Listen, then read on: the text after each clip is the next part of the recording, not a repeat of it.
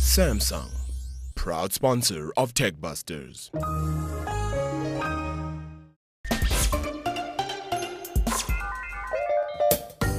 Cape Town was built by the Indonesian slaves as they were the skilled laborers, but the Dutch banned them from using their language and practicing their culture and religion. It lasted 150 years until the British came just before the 1800s.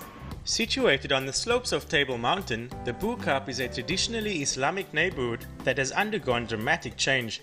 Paying witness to that change is 60-year-old Shireen Habib. As a former political activist and popular tour guide, Shireen is particularly passionate about the area and is now able to document her life there by utilizing Voicemap, a platform that allows people to unlock their personal stories and invite audiences into their world. Let's start walking now.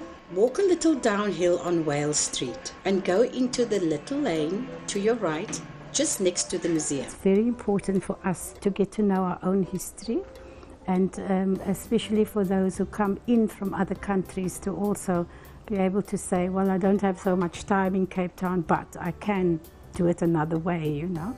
So yes, it's important for people to be able to learn and to preserve.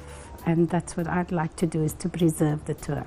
Shireen's walking tour takes listeners to locations steeped in cultural heritage, from the Boekap Museum onto a cobblestone road leading to the area's first mosque, as well as the Tanu Baru Cemetery. Voicemap contributors range from travelers to tour guides, poets and comedians, but is ultimately open to anyone with a story to tell. Voicemap is a platform for location-aware storytelling, so it's really two things.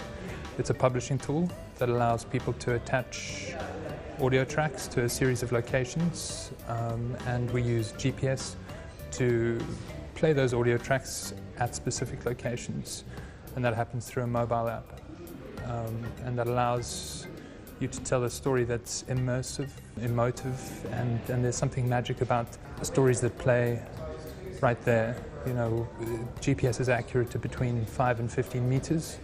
And so you can talk about the door on the left or the statue up ahead.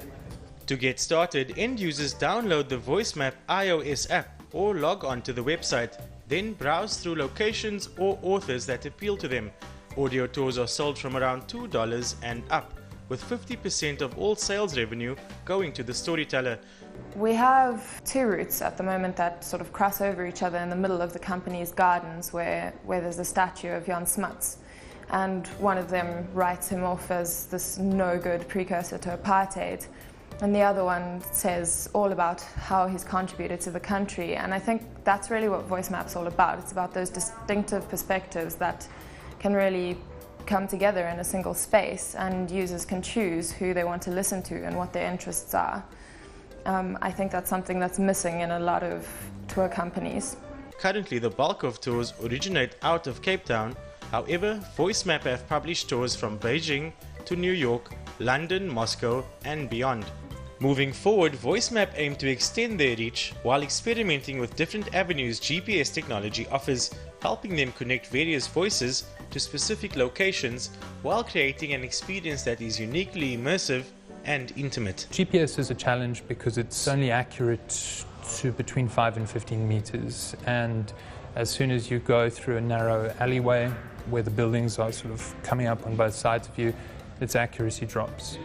It doesn't work indoors, and there is technology now that's starting to make it possible to look at doing this kind of thing indoors with iBeacons, and we're very interested in that and looking to develop towards that. But it's still very immature technology, and at the moment GPS is really what we're all about, and so our stories mostly happen outside. We do have manual control, so it is possible to take people inside, but that loses some of the magic that GPS makes possible. In the afternoon when school comes out, this is the lane most of the children come through on their way home. There are always a lot of kids here in the afternoon, charging through this lane. It's quite amazing to see it. So just watch the traffic if you're walking here.